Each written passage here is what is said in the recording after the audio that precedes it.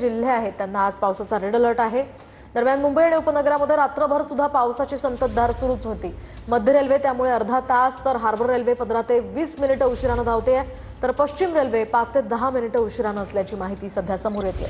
त्यामुळे चाकरमान्यांचे हाल आजही होण्याची शक्यता आहे। तर मुंबई शहराला ऑरेंज अलर्ट आहे। ठाणे पुण्याला आज रेड अलर्ट जारी करण्यात आलेला आहे। त्यामुळे मुंबईतील शाळा आज सुरू राहणार आहे।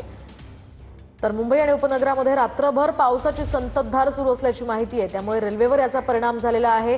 पश्चिम रेल्वे, हार्बर रेल्वे आणि मध्य रेल्वे उशिराने धावते। पश्चिम रेल्वे सुद्धा 5 ते 10 मिनिटे उशिराने असल्याची माहिती आहे। तर मुंबईला आज ऑरेंज अलर्ट आहे, तर ठाणे, पुणे आणि रायगडला आज रेड अलर्ट देण्यात आलेला आहे। त्यामुळे ही तीन दृश्य आपण तीन महत्त्वाच्या घडामोडी आपण पाहतोय। मुंबई उपनगरामध्ये पावसाची संततधार रात्रभर सुरू होती, मात्र सध्या तरी काहीशी उसंत मुंबई उपनगरात पावसाने घेतल्याचं आपण पाहू शकतोय। तर हार्बर रेल्वे 15 ते 20 मिनिटे उशिराने धावते। मध्य रेल्वे सुद्धा अर्धा तास उशिराने आहे, तर पश्चिम रेल्वे सुद्धा 5 ते 10 मिनिटे उशिराने असल्याची माहिती। त्यामुळे लोकल सेवेवर आज सुद्धा परिणाम होण्याची शक्यता आहे। तर दुसरीकडे मुंबईतील शाळा आज सुरू राहणार असल्याची माहिती आहे। मात्र ठाणे, पुणे आणि सिंधुदुर्ग, रायगड या जिल्ह्यातील पाहायला गेलं तर जवळपास सर्वत्रच 250 मिमीहून अधिक पावसाची नोंद जी आहे ती मुंबईतील विविध भागांमध्ये झाल्याचे आपल्याला पाहायला मिळत होतं। आणि मुसळधार पावसाचा फटका मुंबईकर आणि सर्वसामान्य नागरिकांवरती झाल्याचा पाहायला मिळत होतं, कारण की ज्या पद्धतीने पाऊस पडत होता त्याचा परिणाम जो आहे तो मुंबईच्या जनजीवनावरती झालेला पाहायला मिळाला। काल पूर्णपणे शाळा ज्या आहेत त्या मुंबई महानगरपालिकेच्या क्षेत्रातील सर्व शाळा बंद ठेवण्यात आल्या होत्या।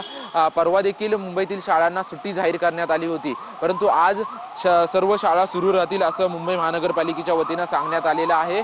परंतु आता आपण जर परिस्थिती मुंबईमधली पाहिली तर मुंबईमधील रस्ते वाहतूक सुरळीत आहे, परंतु मुंबईमधील जी लोकल लाईफलाईन समजली जाते ही लाईफलाईन थोडीशी उशिरा सुरू असल्याची माहिती मिळते। परंतु सध्या तरी मुंबईमधील रस्ते वाहतूक सुरळीत आहे। आज देखील मुंबईला ऑरेंज अलर्ट जारी करण्यात आलेला आहे।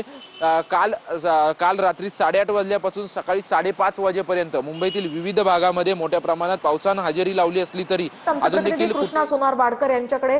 कृष्णा, काय सांगाल? काल खरं तर मोनोरेल बंद पडल्यामुळे अनेक प्रवाशांना नाहक त्रास सहन करावा लागला होता। आज मोनोरेलची अवस्था कशी आहे? मोनोरेल सुरळीत सुरू आहे का? काय अधिकचे अपडेट्स आहेत?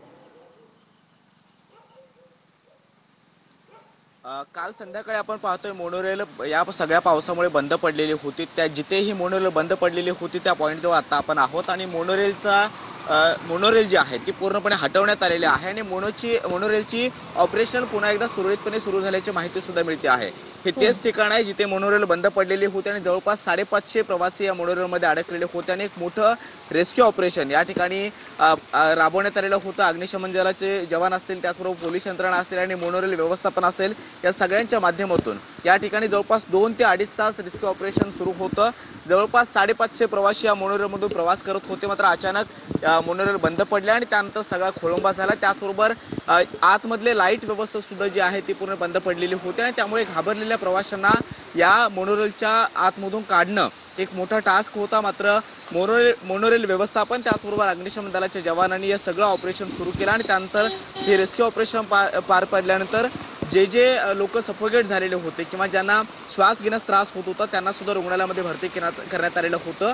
याच भक्ती पार्कच्या अगदी जवळच असणाऱ्या मोनोरेलच्या ट्रॅकवरती अगदी मध्यभागी कुठलेही स्टेशन आजूबाजूला नसताना ही मोनोरेल जी आहे ती बंद पडलेली होती आणि त्यानंतर रेस्क्यू ऑपरेशन जे आहे ते काल संध्याकाळी राबवण्यात आलेलं होतं। जवळपास 6 ते 7:30च्या दरम्यान मोनोरेल बंद पडल्याची माहिती मोनोरेल व्यवस्थापनाला मिळालेली होती आणि त्यानंतर लागलीच अग्निशमन दलाचे जे काही जवान आहेत ते या ठिकाणी पोहोचलेले होते आणि हे रेस्क्यू ऑपरेशन जे आहे त्या ठिकाणी सुरू झालेलं आपण पाहिलेलं होतं। मात्र आताची परिस्थिती आपण पाहतोय मोनोरेलचा जो काही सांगाडा आहे, ज्या मोनोरेलच्या काचा सुद्धा प्रवाशांनी फोडलेल्या होत्या ती या ट्रॅकवरतीच होती आणि रात्री उशिरा मोनोरेल ही जी आहे ती हटवण्यात आलेली आहे आणि सध्या तरी आपण पाहतोय मोनोरेल सुरळीतपणे सुरू असल्याची माहिती सध्या या व्यवस्थापनाकडून देण्यात येते आहे। कारण मोनोरेल ही एक महत्त्वाची कनेक्टिव्हिटी या सगळ्या भागामध्ये मानली जाते आणि मेट्रो असेल, मोनोरेल असेल, त्याचबरोबर लोकल असेल, ह्या प्रवासाची ही मुख्य माध्यम आहेत आणि त्यामुळे मोनोरेल रात्रीच हटवण्यात आलेले आहे। कारण सकाळपासून सगळ्या प्रवाशांचा खोळंबा होऊ नये यासाठी पुन्हा एकदा ती मोनोरेल सुरळीतपणे सुरू केल्याचं कळतं आहे।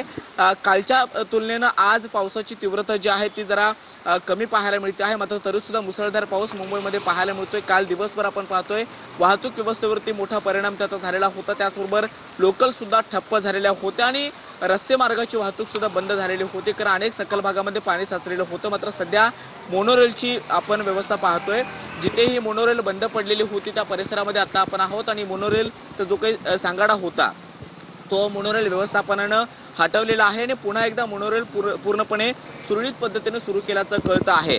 सकाळपासून काही मोनोरेल ज्या आहेत त्या धावत असल्याची माहिती सुद्धा इथल्या स्थानिक यंत्रणांकडून देण्यात येते आहे। मात्र काल उशिरापर्यंत या ठिकाणी रेस्क्यू ऑपरेशन सुरू होतं। जवळपास 583 पॅसेंजर या मोनोरेलमध्ये होते आणि त्यापैकी काही जणांना श्वास घेण्याचा त्रास सुद्धा होत होता, त्यांना नजीकच्या हॉस्पिटलमध्ये दाखल करण्यात आलेलं होतं। मात्र सगळ्यांची प्रकृती स्थिर असल्याची माहिती मुंबई महानगरपालिकेच्या आपत्कालीन व्यवस्थापन विभागानं दिलेली होती।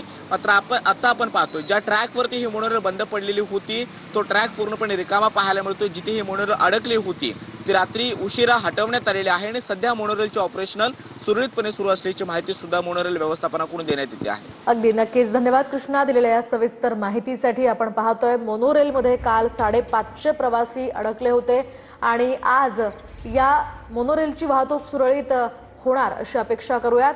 आणखी एक